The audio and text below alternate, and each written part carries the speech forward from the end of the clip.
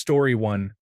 Honestly, the worst I ever heard came out of the mouths of my 11-year-old daughter and her friend. They had a falling out, and when she told me the words exchanged, I was floored. For reference, we just had our 18-year-old cat go missing outside for 3 weeks. My daughter's friend said to my daughter, "Haha, your cat ran away, and you deserve it." Our cat then miraculously returned, and my daughter texted her, "Hey, I just want to let you know Dexter came back. Something that your dad will never do." Story 2. One of my former friends was very drunk while I was hanging out with her and her now former boyfriend. The former boyfriend and I were talking about a TV show we liked, and my former friend, getting increasingly belligerent about the conversation not revolving around her, ended up screaming that he was a terrible person for ignoring her and that the former boyfriend's mom was right to kill herself rather than have to live with him. It got really awkward really fast. He offered to drive me home, and on the way in the car he revealed to me that his mom had killed herself and he had only trusted my former friend enough to tell her a couple of days before. They broke up shortly after that. Story 3. A long time ago, my boss and the plumbing foreman were in an argument. My boss yelled out, "Your wife is like the portable toilet, except the hole in the portable toilet is smaller and smells better." I have no idea how he was not murdered. Story 4. My ex-boyfriend told me that he hopes my cancer comes back and that I die this time. Not even a year later, it did come back. Still pushing through treatment more than a year later now, but on my worst days, it really is all I think about. Story 5. In middle school, this popular girl who used to be my friend was making cruel remarks about my weight. I was on the brink of tears when this guy came up and asked if we were talking about the time she fell out of her chair and farted really loudly. She cried. Felt good. Story 6. The new kid at the school, sharing life stories, mentioned that his mom had died when he was 4. Someone in the classroom told him, "Knock, knock." He said, "Who's there?" Only to get hit with, "Not your mom." Story 7. As an adult, I feel horrible about it, but in the 7th grade, this girl had been making me miserable for 2 years because I was a foot taller, 50 pounds heavier, and a bit louder than the other girls in my grade. One day, I got sick of fat comments when she pointed out my stretch marks in the locker room during physical education, and I spun around and told her and the entire locker room, "Sorry, I have parents who feed me when your dad is dead, and your mom is in jail for killing him." I had heard adults talking about how her mom gave her dad a hot shot and left him to die, so she was being raised by an aunt. I realize now that crossed a line, and our classmates didn't know, but at the time, I was just relieved that she started crying and therefore left me alone for a while. Story 8. My first wife had been molested by her father repeatedly for over a year when she was 10 years old. A week before I served her with divorce papers, I confronted her about her cheating on me. During this confrontation, she became very angry and told me that sex with me was the worst, and that when I touched her, it reminded her of being raped by her dad. She later in life apologized for saying this and told me it wasn't true, but she just wanted to hurt me. Story 9. A girl was bullying me in middle school. She started going at me one day because I was adopted. She was saying stuff about how unwanted I was as a baby and that my birth mom knew I wasn't good enough to keep. My friend chimed in with, "Her parents wanted her so much that they went out of their way to adopt her. They chose her. Your parents had you by mistake and are stuck with you. They probably regret not putting you up for adoption." This really changed my perspective on my own situation, and it shut that girl right up. Big shout out to my friend Brooke in 6th grade for having my back. Story 10.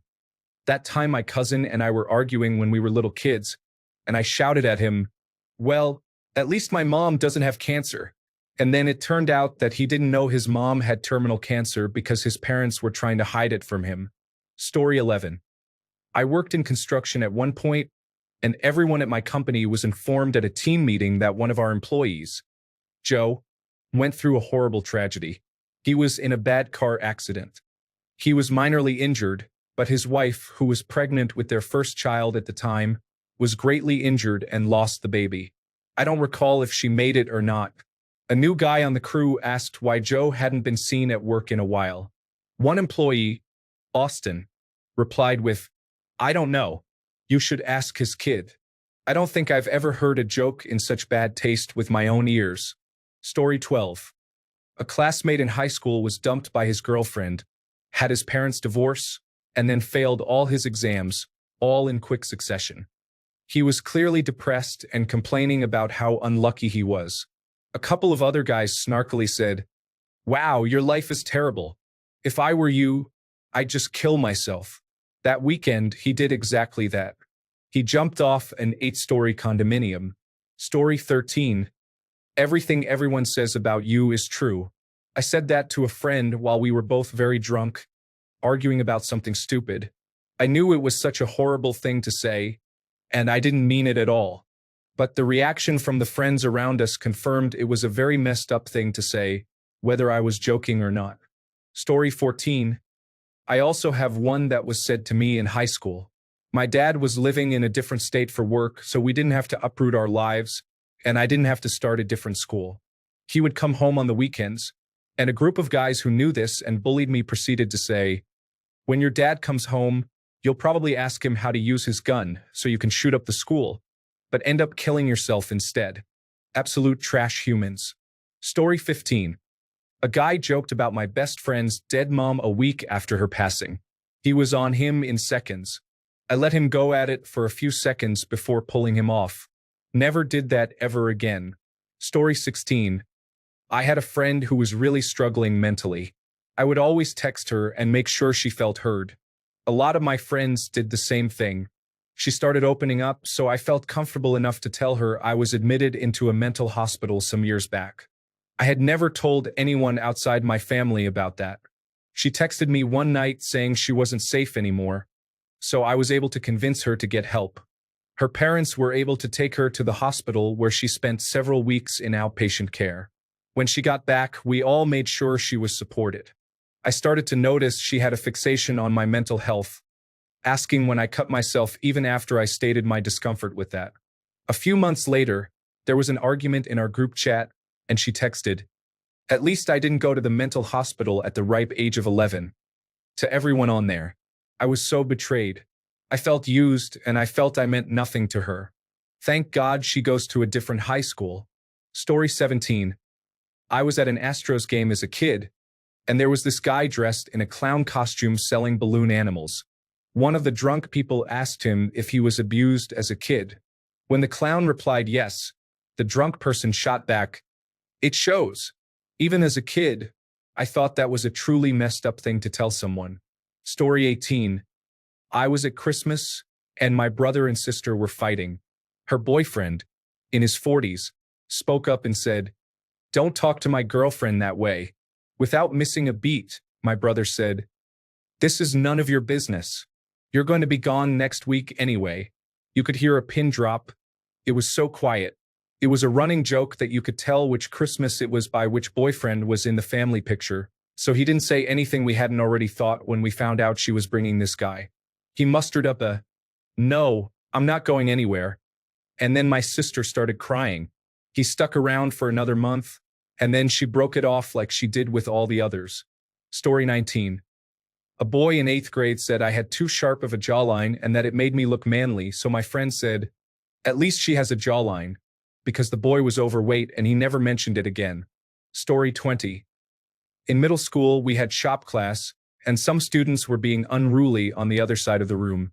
The shop teacher went and stopped them because, maybe don't be unruly near power tools. He passed the table I was at and said, "They are the reason for birth control." I don't remember if anybody else heard it, but I laughed. As an adult, it's crazy to me that he said that out loud where an 11 to 14-year-old could hear him. Story 21. I was kind of in the wrong too, but someone once showed me their celebrity crush and I was like, "I have low standards and even they don't reach it." And the person said, "You have low standards because nobody likes you romantically." Obviously, I brushed it off, but there was a bit of truth to it. We continue on, though. Story 22. A friend bet me that she had thick skin and that nothing I said could upset her. We were walking to a bar and I said I would take that bet. By the time we get to the bar, if I upset her, she buys me a beer. If not, I owe her. We shook on it. Before our hands left, I said, "Your sister is hotter." She punched me. She still owes me a beer. Story 23. In the military, we had a guy in our unit that we affectionately called Auschwitz. He was tall and super skinny. No matter how much he ate, he didn't gain weight. Super tiny, anorexic looking. Anyhow, he was married to a lady that was every bit of 300 pounds. Super cool woman. We got a new guy in our unit and we were all talking back and forth, and the new guy tells Auschwitz, "If you would eat the burger instead of feeding it to your wife, you may gain some weight." We all got quiet. The new guy, never met or seen the wife before, looks at me and says, "What? Is his wife fat or something?" Auschwitz walked out. The new guy was in shambles, and it was awkward for a few hours, until we started talking again, and we would say to the new guy, "Why don't you just call Auschwitz's wife fat again?" This was in the Marine Corps around 2007. Story 24. I knew someone in high school. Word got around that he was sexually abused by his father growing up, which he got bullied for whatever horrible reason. 5 students got suspended one day because this poor kid was in a stall doing what he needed to do, and these students shut the lights off, played the sound of a baby crying, and yelled horrible things. Later that day, those same kids got beaten badly. It was quite the talk for almost my entire time in high school. The kid who was bullied, though, is apparently doing well and making 6 figures a year now. Story 25. There was a boy in my class in middle school who was often badly behaved and irritating, the type of kid who purposely tried to get on people's nerves for the fun of it. One day, he angered a girl in my class, and in her annoyance, she said something along the lines of, "This is why neither of your parents want you," because they were divorced. This comment kind of broke him. His usual cockiness changed to a mix of anger and sadness. I had never seen him so crushed like that. Story 26. I once told a kid who constantly bullied me that I could tell his parents didn't love him because the back of his head was flat.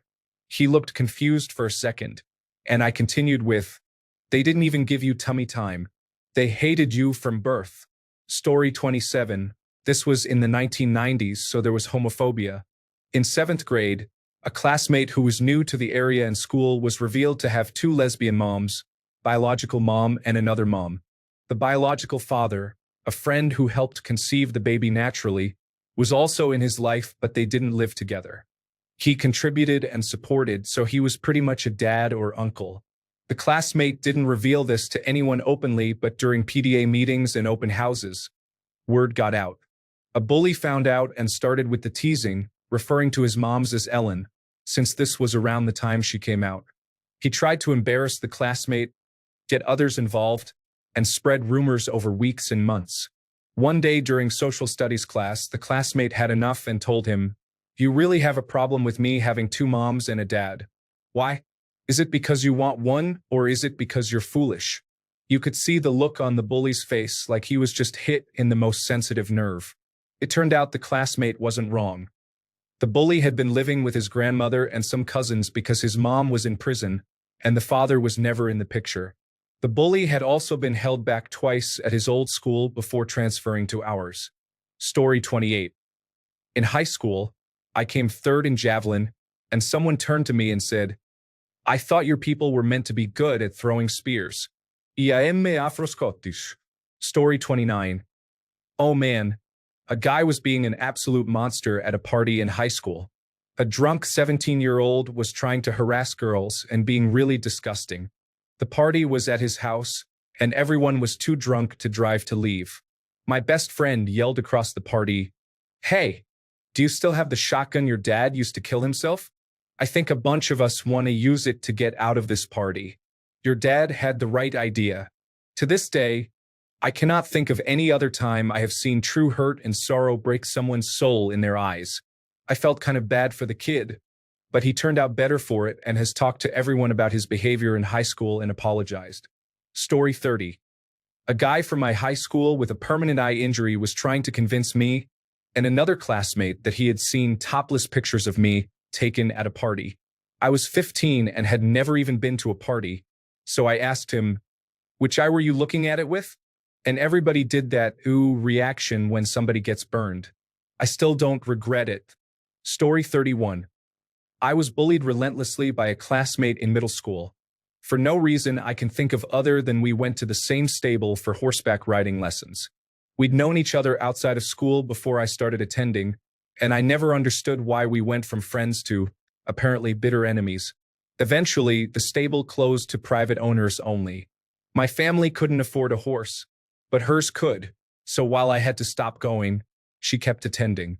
She took great advantage of this, which was whatever, until the day my horse died. He wasn't my horse, like in any way that mattered. We leased him but had to give it up during the policy change. But he was my horse. His name was Skipper. I grew up alongside him from the time I was 5 years old, and he was extremely dear to me. I couldn't be there when he passed, but my classmate knew. She told me at school in the hallway before morning classes in front of everyone. I'm sure hoping to make me cry. "Your stupid horse is dead." Something like that. We were like 13 years old. And like normally I probably would have started crying or lost my mind and screamed at her. But this was seriously too far. I remember being flabbergasted. I really don't remember what I said. But the spirit of it was, "Did you just tell me my horse died in front of everyone? What is wrong with you? Who acts like that?" And afterward, I just left. I remember I barely even felt hurt. It just struck me as totally bizarre to be so, like, cartoonishly mean. I do miss my horse. Big Palooka.